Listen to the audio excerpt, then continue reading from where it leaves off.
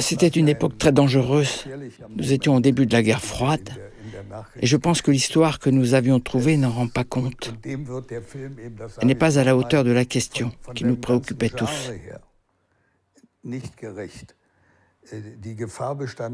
Le danger était que la RDA pouvait s'écrouler à ce moment-là, car elle n'aurait pas supporté que tant de gens importants, des gens qualifiés et des jeunes gens quittent le pays.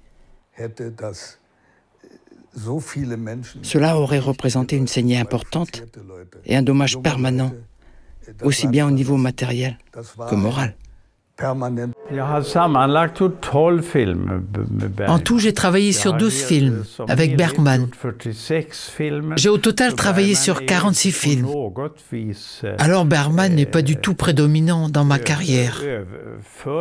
Mais c'était intéressant pour moi de travailler sur ces films, même s'ils ne marchaient pas en règle générale, et que personne n'allait les voir. Je me souviens de la première de La Nuit des Forains. J'avais invité des tantes et elles secouaient la tête et ne trouvaient pas du tout que c'était un bon film. Et elles partageaient sans doute cet avis avec la... J'adore le cinéma popcorn. Je ne prends pas ça comme une critique, je le prends plutôt comme un compliment. Parce que nous produisons des films pour que le public aille voir ces films. Après, il y a une responsabilité sur la production générale. On ne peut pas produire qu'un seul type de film. Mais une grande et importante partie de notre production de films représente le cinéma popcorn.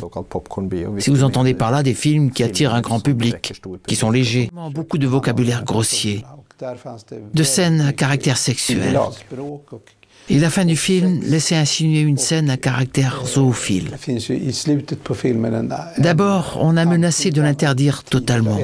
Mais on a dû faire quelques ajustements. Des ajustements très simples.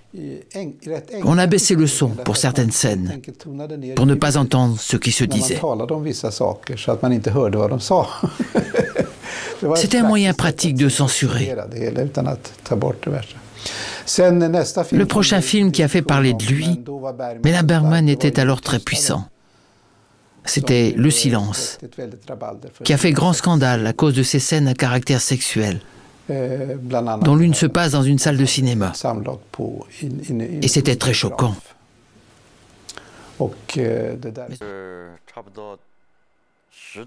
Cela fait à peu près une dizaine d'années que je me bats pour la protection de la culture des Rutong, du vieux Pékin.